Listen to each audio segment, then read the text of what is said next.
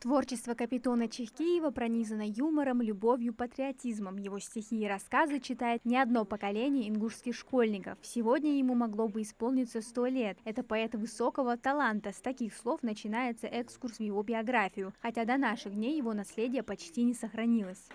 Вначале они сгорели, когда нас депортировали, а потом уже и его семья потеряла его наследие, когда они выезжали из Грозного во время войны. Свои первые стихи Капитон начал писать в 12 лет, а уже в 13 многие из них начали печататься в газетах «Сердало» и «Путь Ленина». Трудовую деятельность Чехкиев начал рано. Он был переводчиком и диктором в Республиканском радиокомитете, корреспондентом в газете «Сердало». После депортации более 13 лет он не мог ни писать, ни печататься. Первый и единственный прижизненный сборник автора под псевдонимом вышел только в 1959 году, тиражом всего 700 экземпляров. Единственная книга, которая вышла при жизни Капитона Чехкиева, это вот этот сборник «Нанан Нясари» называется, «Мать моя Назрань» переводится. Но он эту книгу издал под псевдонимом Руслан Муртазар, потому что у него были проблемы с властью. Его преследовали,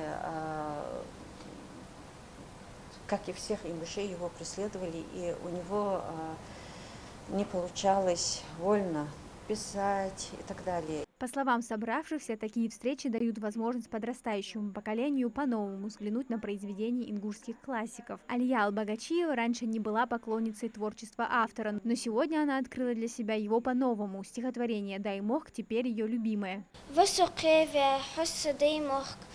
حس دقر بوالش بات مال حجرخ درس حقرح صح بواتش دنيا دات نقع حواترق استا فيسج اس حقول تسخلواس حيو خلاص وحвиче мол азмезл мерзахмат. Звезда поэта погасла рано. Умер Капитон Чехкиев в 1961 году. Ему было 36 лет. Свой второй роман «Кремниевые горы» он так и не успел дописать. В свет незаконченный роман вышел в 2000-х годах. И его Абу Мальсагов тоже уже опубликовал и на страницах газеты «Сердало», на страницах журнала «Ламан Ири», который, кстати, сам же Абу Мальсагов и издавал. И вот также у нас в библиотеке есть сборники коллективные, «Дяхик», «Он Дягаж», антология ингушской поэзии, галгай поэзии, «Садашо Галгайчи» и другие сборники, куда вошли его произведения. В школьной программе творчество Капитона Чехкиева проходит с 5 класса. Учитель Дугурхан Албагачиева отмечает, особенно учащимся нравятся его шуточные сатиристические стихотворения, а уже в старших классах более серьезные, про любовь к Отечеству. Я считаю, самое главное, красная черта его поэзии – это любовь к своему Отечеству, к родине. А это очень важно, чтобы патриотизм, любовь к Отечеству, к своему краю, родине. Это очень важно прививать, начиная с самого детства.